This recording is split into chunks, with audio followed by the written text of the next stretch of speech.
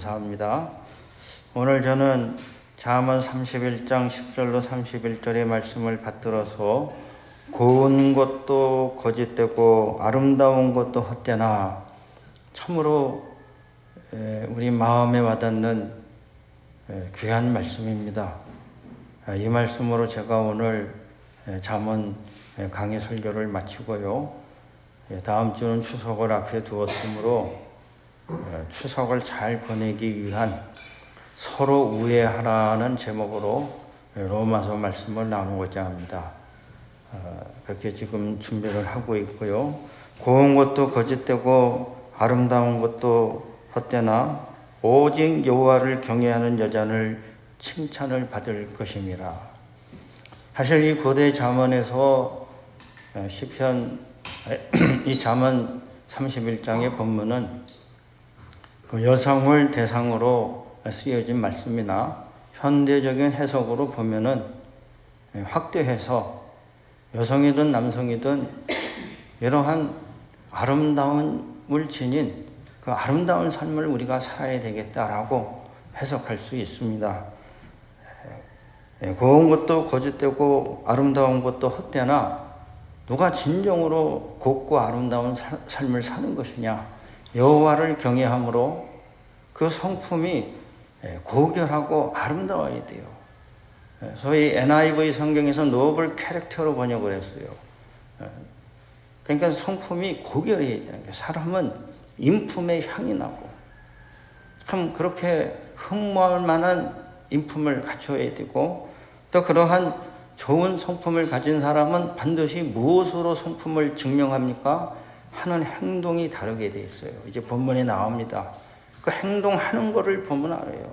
그 행동 거지가 아무리 변명을 하려고 해도 다 드러나게 돼 있는 것입니다. 끝으로 그러하기 때문에 여호와를 경외하는 자는 그 삶 가운데에 반드시 결실이 있는 거예요. 아름다운 열매를 맺는 겁니다. 아무 일도 안 하고 사람만 좋을 수는 없습니다. 사람이 인품이 좋으면은 반드시 능력이 뒤따라줘야 됩니다. 그래서 인품과 능력은 서로 잘 조화를 이루어서 이 삶을 보다 아름답게 완성해가는 것입니다. 그래서 오늘 본문 말씀을 보면은 고운 것도 거짓되고 또 이 아름다운 것도 헛되나 어떻게 해야 된다는 것입니까? 오늘 우리 인생에 있어서 진정으로 아름다운 사람을 만나야 된다는 거예요. 그래서 오늘 10절 말씀에 이 현숙한 여인, 진정으로 아름답고 고운 이 믿음의 여인의 값은 진주보다 더 귀하다고 그랬어요. 진주보다. 그대로 진주는 아주 귀하고 드문 것의 상징입니다. 만나기가 힘들다는 거예요. 우리가 이 세상을 살 때에 자기도 아름다움을 추구하고 주변에 자꾸 아름다운 사람을 찾아요. 자기도 아름답게 살고 싶고 또 주변에도 이왕이면 좀 아름다운 사람이 있었으면 좋겠어요. 근데 누가 진정으로 아름다운 사람이냐 이것은 아무도 장담을 못합니다. 우리가 보기에 아름다운 사람이 정말로 아름다운 사람인가? 정말 한 껍질을 벗겨내면은 아름답지 못한 사람이 너무 많은 거예요. 그리고 현대에 와서 미의 기준이 마구 흔들려가지고 사람들이 다 혼돈에 빠져 있습니다. 현대에 와가지고 우리 삶 가운데 누가 가장 아름다움을 교육하고 있어요? 소위 누가 아름다움을 가르쳐주고 있습니까? 학교에서요? 아니에요. 상업 광고에서 아름다움을 가르쳐주고 있습니다. 그럼 상업 광고에서 가르쳐주는 아름다움은 뭐예요? 소비하라는 거예요. 그러니까 이 아름다움이 소비의 이 객체로 전락을 해버린 거예요. 그래가지고 청소년들은 이 상업 광고를 보고 뭐 멋있는 옷이 있다 그러면 그 옷만 입어야 돼요. 그래서 한때는 제가 브랜드는 말하지 않겠습니다. 어느 회사에 무슨 오리털 팍한지 뭔지 정확한 표현은 모르지만은 그 옷을 너도 입고 나도 입고 다 입으니까는 애들이 학교 갈 때 보면은 그 브랜드의 오리털 파카를 안 입은 애가 없다니. 그게 마치 교복이 됐다는 겁니다. 그거 안 입으면 안 되는 것처럼. 근데 왜 그렇게 아이들이 그러한 식으로 왜 조정이 되어야 되느냐. 그 애들만 그런 것이 아니라 우리나라는 의학기술이 좋지만은 우리나라는 또 성형외과의 성형기술이 세계적이라고 그래요. 그래가지고 우리나라는 여성들이 다 얼굴이 거의 다 비슷하게 수렴하고 있어요.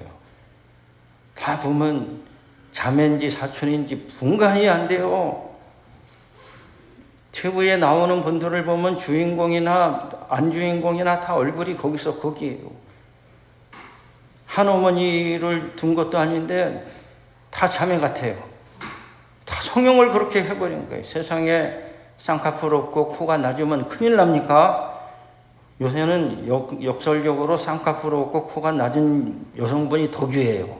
참 귀한 분이다. 그렇게 돼가는 거예요. 그리고 집도 꼭 무슨 땡땡땡 브랜드가 찍힌 그런 아파트에 살아야 우아하고 멋있습니까? 그 상혹한 거가 사람들을 세뇌시키고 있는 거예요. 아름다움은 이래야 된다는 것을 우리가 강요를 받는 것입니다. 우리가 그 브랜드 있는 좋은 아파트에 살아야 좋아요. 그 5층짜리 두꺼비 아파트에 살면서 우리가 맨드라미도 좀 키우고 그렇게 소박하게 살면 아름다움이 없습니까? 아닌 거예요. 그러므로 지금 우리가 이 세상에 살 때에 고운 것도 거짓되고 아름다운 것도 헛되나 잘 분별을 할 수 있어야 된다는 거예요. 그래서 잠언에서 가르치는 진정한 아름다움은 신의 은총이라고 가르치는 것입니다. 하나님이 은혜를 베푼 자가 아름다워지고 아름다운 사람을 만나고 또 이 세상을 살아도 추하게 남한테 손가락질 당하지 아니하고 아름다운 삶을 살다 간다는 거예요. 이것은 하나님의 선물이고 은혜이고 또 우리가 남들보다 더 열심히 말씀 보고 기도하고 공부해서 지혜로워지면 남들보다 조금이라도 더 아름답게 살 가능성이 올라간다는 것입니다. 그러므로 여기서 말하는 아름다운 여인, 훈숙한 여인은 어떠한 여인이냐? 고귀한 성품을 가진 여인이라는 거예요. 이거는 마음에 간직한 아름다움이고 영혼의 깊은 곳에서 소위 우러나오는 아름다움인 것입니다.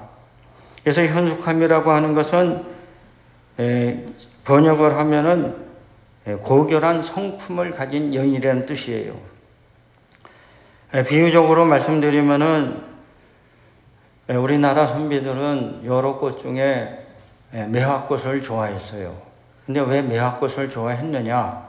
이 매화는 추운 겨울에 먼저 꽃을 피워서 역경에도 불구하고 꽃을 피우고 그 황량한 땅에 향기를 품어내는 꽃이에요.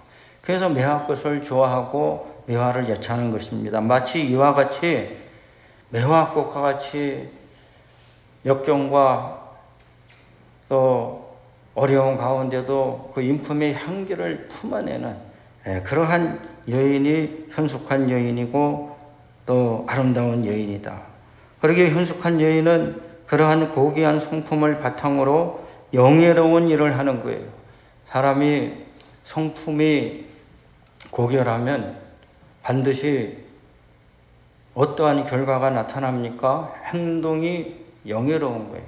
아름다운 행위를 하도록 되어 있습니다. 그래서 이 현숙한 여인은 모든 행동이 명예롭고 아름다움으로 그 남편이 그를 믿고 모든 일을 맡길 수 있는 그러한 여인이란 뜻인 것입니다. 본문의 말씀을 보다 구체적으로 살펴보면은 현숙한 여인은 진주보다 귀하며 믿고 가업을 맡길 수 있는 여인이다. 이러한 뜻이에요. 그러므로 현숙함이라고 하는 것은 고결한 인품이고 이 고결한 인품은 모든 미덕과 영예를 갖추고 있고 고결하기 때문에 이 사람이 하는 행동은 신뢰할 수 있고 믿을 수 있기 때문에 믿을 수 있는 사람에게는 이를 맡길 수가 있는 것입니다. 여러분, 우리도 이 세상 살 때에 어떠한 사람이 되어야 되겠습니까? 하나님을 잘 믿는 사람이 되어야 되고, 우리가 하나님을 잘 믿을 때에 누구든지 신뢰를 줄 수 있는 사람이 되어야 됩니다. 그렇지 않습니까? 믿고 맡길 수 있는 사람이 되어야 돼요. 아무리 친해도 이 사람은 불안해. 친할 뿐이에요. 못 맡겨요. 왜? 결과가 안 나오니까. 어떻게 맡길 수 있어요? 평소에는 사이가 좋아요. 잘 될 적에는 나쁠 이유가 없잖아요. 뭐 형님, 하고. 저는 저한테 형님 하는 사람 치고 좋은 분도 있지만 형님 하다가 간 사람들도 많아요. 형님이라고 부르지나 말지. 여러분, 평소엔 다 좋아요. 그게 힘들어질 때는 어떻게 됩니까? 핍절할 때, 역경이 왔을 때, 아무리 어려움이 오고 힘이 들어도 한결같고 흔들리지 아니하는 사람이 있어요. 이것이 현숙한 여인과 같이 좋은 성품을 가진 사람인 것입니다. 제가 보면은 평정심이 약한 사람들이 있어요. 이게 부족한 저도 하루에 생각을 몇 번 합니까? 하루에 생각을 5만 번 해요. 5만 가지 생각을 하고 앉아 있는 거예요. 지금 목사님 뭐 하고 있나? 5만 가지 생각을 하고 앉아 있습니다. 사람을 보면은 어떻습니까? 마음에 들었다 안 들었다 반복해요. 어떨 땐 마음에 들었다 어떨 땐 왜 저러나? 왜 저러고 돌아다니나? 그러나 한 가지 노력하는 건 뭐예요? 평정심을 유지하려고 노력하는 겁니다. 평정심이 흔들리기 시작하면 우리는 아무것도 아니에요. 애도 아니고. 애는 변덕을 부려도 예뻐요. 애니까. 어른이 변덕을 부려요? 미움받습니다. 그러므로 우리가 신뢰를 얻는 사람이 되려고 평정심을 유지하려면 어떻게 해야 돼요? 기도밖에는 없어요. 기도해야 되는 것입니다. 늘 하나님께 나와 기도해서 내 평상심이 흔들리지 않도록 이러한 사람에게 하나님이 샬롬의 축복을 주십니다. 할렐루야. 이사야 26장 3절에 주께서 심지가 견고한 자를 평강하고 평강하도록 지키시리니 이는 그가 주를 신뢰함이니이다. 하나님도 누구에게 평강을 줍니까? 심지가 굳어야 돼요. 그냥 마음이 얕아가지고 항상 흔들리는 사람은 응답이 없어요. 먼저 하나님 앞에 내 마음을 드리고 내 마음을 지켜야 하는 것입니다. 두 번째는 제가 이렇게 살펴보면은 유달리 욕심과 유혹에 약한 사람이 있습니다. 저는 남한테 저 사람 욕심 많아 절대 제가 하지 말라는 말이에요. 무슨 기준으로 무슨 근거로 제가 만난 모든 사람은 단 한 사람도 예외 없이 욕심 없는 사람 못 만났어요. 다 욕심 있어요. 그건 저도 포함해서입니다. 사람은 다 욕심이 있고 또 사람은 그렇기 때문에 유혹에 약한 것입니다. 그러나 유달리 욕심과 유혹에 약한 사람이 있는데 자기의 이익과 이기심을 따라 움직이는 사람이 있어요. 그러나 신뢰가 있는 사람은 욕심과 이익을 따라 움직이지 않습니다. 신중합니다. 젊은이가 월급을 조금 더 준다고 이 직장에서 저 직장으로 옮겨요. 그렇게 직장 옮겨 다니다가 잘못됩니다. 잘 되기 힘들어요. 비록 내가 지금은 힘들고 어려워도 잘 참고 충성하면 인정받고 승진하고 또 다음 직장으로 옮길 때 더 좋은 곳으로 가는 거예요. 이 세상은 다 눈앞의 이익, 급여 물론 중요하죠. 대단히 중요한 요소이면 틀림이 없습니다. 그러나 이 사회는 자기가 하는 일의 가치와 전망, 그리고 인간관계에서 오는 의리라는 것이 있어요. 그런데 욕심과 이익을 따라 흔들리기 시작하는 사람은 신뢰 없는 사람이 되는 겁니다. 이러한 사람은 은혜를 입기가 힘든 것입니다. 또 이 믿을 수 있는 사람은 어떠한 사람입니까? 성품이 깊어서 역경과 고통을 잘 견뎌내는 거예요. 우리가 이 세상을 살아갈 때에 저나 여러분이나 역경 없는 사람이 없고 또 고통을 안 겪는 사람이 없습니다. 어려움은 다 있는 거예요. 어차피 우리가 살아가는 데에 일정 부분의 역경이나 고통은 피해갈 수가 없어요. 또 어떠한 고통이나 역경도 내가 선택해서 취할 수도 없는 겁니다. 그러나 중요한 사실은 내가 고통이나 역경을 피하거나 선택할 수 없어도 내가 맞이하는 역경과 고통을 어떻게 맞이할 것인가, 나의 태도를 선택할 수 있다는 거예요. 고통은 선택할 수 없지만은 내가 맞이하는 이 고통을 어떠한 자세로 대할 것인가, 그 자세는 내가 선택할 수 있다는 거예요. 우리가 생각할 때에 말기 암 환자는 다 비참할 것 같죠? 안 그래요. 어느 훌륭한 분들은 비로소 병에 걸리고 그 병을 받아들이고 이제부터 내가 남은 삶을 보다 의미 있고 보람되고 주변 사람에게 감사하고 또 내 인생의 마지막 의무와 책임을 다하고 죽겠다. 의연히 결심하고 마지막 때를 잘 사는 분들도 있는 거예요.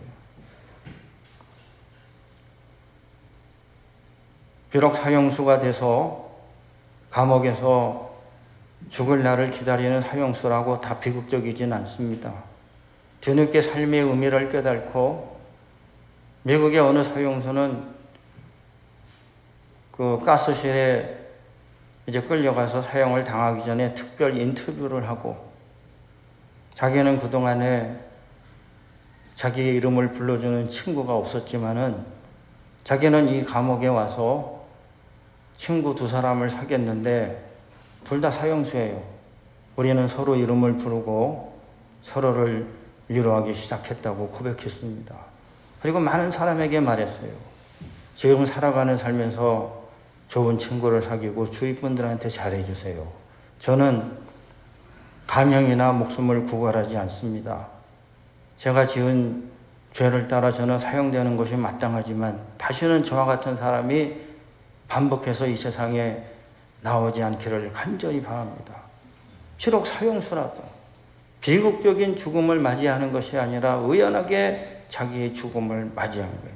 그러므로 사람은 고통을 당하고 역경을 당한다고 다 잘못되는 것은 아니에요. 한결같은 믿음과 좋은 성품을 가지면은 신뢰를 줄 수 있는 사람이 될 수 있다는 것입니다. 그러므로 저나 여러분 모두나 우리가 하나님을 잘 믿으면 하나님을 믿는 자는 어떠한 사람이 되어야 됩니까? 남에게 신뢰감을 줄 수 있는 사람이 되어야 된다는 거예요. 할렐루야! 얼마나 중요한 말씀입니까? 믿는 사람은 믿을 수 없어. 저희 집사인지 아닌지 뭔지 구별이 안 돼서는 안 되는 거예요. 2번째는 현숙한 여인은 하는 행동이 아름답습니다. 너그럽고 넉넉합니다. 거기한 성품은 아름다운 행동으로 특징 지어줍니다. 이 여인은 성품이 아름다워서 그 행동을 보면 그 아름다움이 나타나는데 양식을 잘 나눠주는 거예요. 여러분, 우리가 뭐라도 나누려면은 물론 물자가 많아야 되죠. 그러나 그렇지 않습니다. 마음이 넉넉해야 돼요. 마음이 그냥 옹색해가지고 뭘 주는 것을 아까워하는 사람들이 있어요. 그 은혜를 모르는 것입니다. 마음이 넉넉해야 나눌 수 있고 또 마음이 옹색하면은 마른 오이도 주기가 싫고 썩은 감자도 남에게 주는 것이 아까운 거예요. 제가 예전에 읽었던 글에 보면은 미국의 어느 농장에 그 농사를 짓는 아버지는 겨울만 되면은 창고에서 감자를 꺼내가지고는 가난한 이웃들에게 감자를 나눠줬는데 그것을 아들한테 시켰다는 거예요. 그러니까 이 아들은 주기적으로 감자 창고에 가가지고 감자를 꺼내고 영문도 모르고 가난한 이웃에게 감자를 나눠주다 보니까 왜 우리가 이렇게 힘들게 농사를 져가지고 이 감자를 나눠 먹어야 되나 투덜거리면서 나눠줬어요. 그리고 어느 날 아버지한테 물어봤습니다. 아버지 왜 그러면 농사를 왜 이렇게 많이 져가지고 감자를 걷어서 이렇게 꼭 나눠 먹어야 되냐고. 너는 그게 모르는 일이다. 이렇게 우리가 감자를 나눠 먹어야 우리가 겨울 내내 감자도 잘 먹고 봄까지 그 감자가 온전한 것이다. 왜 그렇습니까? 이 감자를 나누려고 주기적으로 감자를 솎아내고 또 그러다 보면 썩은 감자 골라내고 이렇게 나누다 보니까는 봄이 올 때까지 이 감자가 상태가 좋게 보존이 되고 더 자기네들도 더 좋은 감자를 잘 먹게 된다는 그러한 이야기예요. 오늘 우리가 아무리 인색하여 과도하게 아껴도 가난하게 될 뿐입니다. 고귀한 성품은 아름다운 마음으로 잘 나누는 거예요. 또 이 현숙한 여인은 부지런하여 종들보다 일찍 일어납니다.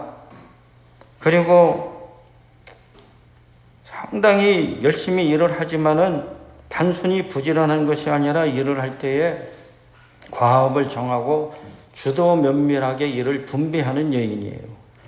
저는 우리의 생이 단순히 부지런하다고 잘 된다고는 생각하지 않습니다. 게으르고 잘 된 사람은 없어요. 모두가 부지런해야 됩니다. 그러나 아무리 부지런해도 단순히 부지런하다는 것으로 내 생이 좋아진다고 장담할 수 없어요. 이 현숙한 여인은 부지런할 뿐만 아니라 주도 면밀해요. 일을 잘 배분하고 준비하고. 그래서 이 여인은 종들에게도 홍색 옷을 입혀가지고 한겨울이 와도 걱정을 안 하는 거예요. 이 홍색 옷을 입혔다는 것은 귀한 옷이고 원문의 뜻에 의하면 이중으로 짠 옷이라는 거예요. 다 종들에게도 좋은 옷을 입혀서 겨울이 와도 추위에 떨지 아니하도록 그렇게 주도 면밀하게 준비를 잘한다는 것입니다. 과거에 그 아버지들을 보면은 다 부지런했어요. 저도 그러한 느낌을 받으면서 컸는데 아침에 일찍 일어나셔서 마당을 쓸고 아주 부지런하셨어요. 근데 요새는 아버지가 너무 부지런하면 자식들이 싫어한다는 거예요. 그냥 먼저 일어나가지고 부산스럽게 왔다 갔다 하고 텔레비전 크게 틀면은 모처럼 휴일이라서 잠자고 있는데 수면을 방해하고 그러한 일이 있을 수 있습니다. 그러니까 우리가 이 세상을 살아갈 때에 부지런해야 되나 이유도 없고 목적도 없고 그냥 바쁘고 부지런하게 살아서는 곤란하다는 거예요. 이 현숙한 여인처럼 부지런하지만은 일의 순서를 정하고 잘 나누어서 주도 면밀하게 부지런해야 된다는 거예요. 자기 일에 빈틈이 없는 것입니다. 그래서 이 여인은 모든 일을 너그럽고 넉넉하게 하고 또 참 검소하지만 인색하지가 않은 거예요. 저는요, 잘못된 사람들을 많이 봐요. 남한테는 그렇게 인색한데 자기가 먹고 입고 쓰는 데는 사치하는 사람들을 봅니다. 그건 잘못된 거죠. 나한테는 검소하고 검약해도 또 주변 사람이나 아랫사람에게는 잘 베푸는 사람이 되어야 됩니다. 하나님이 그런 사람에게 복을 주시는 거예요. 또 이 현숙한 여인은 부지런하고 주도 면밀하고 지혜롭게 일을 하기 때문에 생산을 극대화해서 이윤을 많이 남겨요. 칭송이 자자합니다. 남편의 가산을 늘려주는 거예요. 그것이 현숙한 여인이다. 그처럼 이 현숙한 여인은 여호와를 경외하는 여인입니다. 그래서 여호와를 경외하기 때문에 칭송을 받는 거예요. 31절 결론의 말씀에 그 손의 열매가 그에게로 돌아갈 것이요 그 행한 일로 말미암아 성문에서 칭찬을 받으리라. 이렇게 말씀하고 있는 것입니다. 우리가 믿음을 가졌을 때에 우리의 삶이 변화됩니다. 내가 예수를 잘 믿고 믿음 생활을 하면은 이전에는 내가 약했으나 이제는 내가 예수를 믿고 강한 사람이 되는 것입니다. 믿음은 사람을 강하게 하는 거예요. 내가 예수 믿기 전에는 믿음이 없기 때문에 늘 정신적으로 박약하고 쇠약하고 또 이 원수 마귀는 늘 우리의 어디를 공격해요? 우리의 심령을 공격하는 거예요. 그래가지고 늘 그 마귀가 가져다주는 이 조롱의 소리를 듣고 자기 비하와 또 자기 멸시의 함정에 빠지는 것입니다. 그건 회개가 아닌 것이에요. 근데 예수를 믿으면 하나님의 은혜가 내게 임하여 어떠한 마음을 가지게 돼요? 아, 하나님은 나를 사랑하시고 은혜를 주시는구나. 할렐루야. 그것은 하나님의 너무 좋으신 하나님의 성품인 것입니다. 그래서 예수를 믿으면은 사람이 강해지는 거예요. 믿는 만큼 강해지는 것입니다. 믿음이 약하면 약해지는 거예요. 저나 여러분. 그러니까 예수를 잘 믿으면 믿은 만큼 강해지지만은 강한 만큼 또한 아름다워지는 거예요. 세상에 강하기만 하고 아름답지 못하다 하면 그것은 완성이 덜 된 것입니다. 그러므로 현숙한 여인은 여호와를 경외하고 믿음으로 강한 여인이고 모든 일을 잘해요. 근데 강할 뿐만 아니라 거기에 더하여 또한 아름다운 것입니다. 마치 쇠와 같이 강하고 아름답습니다. 여러분, 세상에 있는 모든 것은 작으나 크나 어떻게 되어야 됩니까? 아름다워야 되는 거예요. 큰 것이 아름답습니까? 작은 것도 아름다워요. 세상에 있는 모든 것은 화려하나 단순하나 종국에는 어디로 가야 됩니까? 아름다움으로 가야 돼요. 아무리 화려해도 아름답지 못한 것은 추한 것입니다. 그것은 조화와 같아요. 겉만 아름다운 거예요. 그러나 아무리 단순해도 그 단순함에서 나오는 아름다움이 있어요. 그렇지 않습니까? 화려하나 단순하나 종국에 가서는 아름다워야 돼요. 여러분, 세상에 또한 약한 것이 있고 강한 것이 있어요. 약한 것도 아름다우면 괜찮은 것입니다. 그러나 강한 것이 아름답지 못하면은 그것은 무서운 거예요. 약하나 강하나 결과적으로는 어떻게 되어야 돼요? 아름다워야 되는 것입니다. 우리 믿는 사람들이 하나님을 경외함으로 힘을 얻어서 강한데 어떻게 해야 칭송을 받습니까? 강함 위에 아름다움이 있어야 된다는 거예요. 강하지만 아름다워야 되는 것이다. 이 현숙한 여인은 모든 행위가 아름답고 우아한 거예요. 그래서 하나님께 영광 올려드리고 사람들로부터 칭송을 받는 것입니다. 그러므로 아름다움이라고 하는 것은 단순히 눈에 보이는 단순한 형태나 디자인으로 결정되는 것이 아니라 그 삶의 모습과 태도로 결정이 되는데, 저는 과거에 이제 마더 테레사의 글도 읽고 또 그 사진을 볼 때에 참 그래도 감동이 되는 것은 그 마더 테레사라는 이 수녀가 사진이 대부분 보면은 연세가 많이 든 상태에서 찍은 사진이에요. 그래서 사진에 보면은 얼굴에 주름이 자글자글하고 또 마더 테레사가 입었던 그 옷은 그 인도의 최하층 빈민이 입는 흰색 천으로 만든 옷이래요. 스스로 가장 천한 옷을 걸치고 마더 테레사가 평생에 걸쳐서 한 일이 뭡니까? 그래서 쓰러진 환자들을 모셔다가 그 자비의 집인지 은혜의 집인지 모셔다가 죽기 전까지 보살펴 주는 게 마더 테레사가 한 일이에요. 그럼 그분들을 모셔다가 보살펴 주는 것이 살리려고 그러는 것이 아니라 살릴 수가 없어요. 마더 테레사가 단순하게 생각하고 한 일은 그분들이 죽더라도 인간답게 존엄하게 죽을 수 있도록 내가 해줘야 되겠다.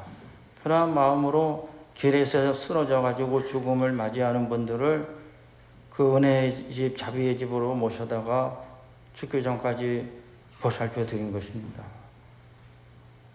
과거 한때의 인도의 빈민들은 또 삶이 너무 어려워서 길거리에서 죽게 되면은 그냥 거기서 죽는 거래요. 그러면 참 말하기도 민망한 일이지만은 들깨가 지나가다가 상처를 핥기도 하고, 그러니까 너무 비극적인 상황인데 어느 날 하나님께로부터 소명을 받은 이 테레사가 하나님의 백성이 길에서 저렇게 죽어서야 되겠나? 내가 할 수 있는 일이 무엇인가? 생각하고는 그분들을 모셔다가 씻겨드리고 또 기도해주고 또 하나님의 은혜와 자비를 전할 때에 그 일에 많은 사람이 감동하고 은혜를 받았던 거예요.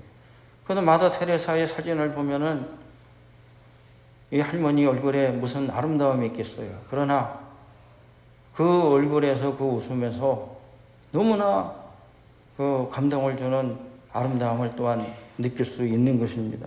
이러므로 오늘 우리의 삶 가운데에 진정한 아름다움이라고 하는 것은 무엇이냐? 우리가 하나님을 경외할 때에 나오는 영적인 아름다운 것입니다.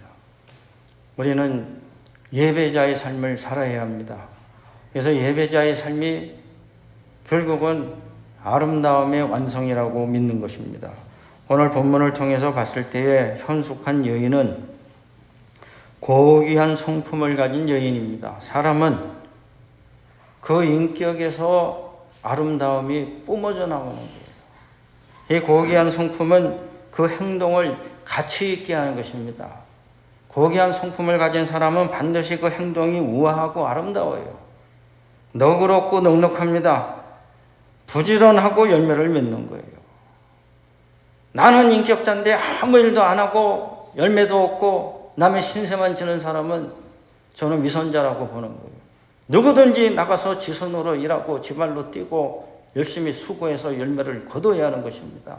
이것이 거룩하신 하나님의 뜻이고 아름다운 삶인 것입니다.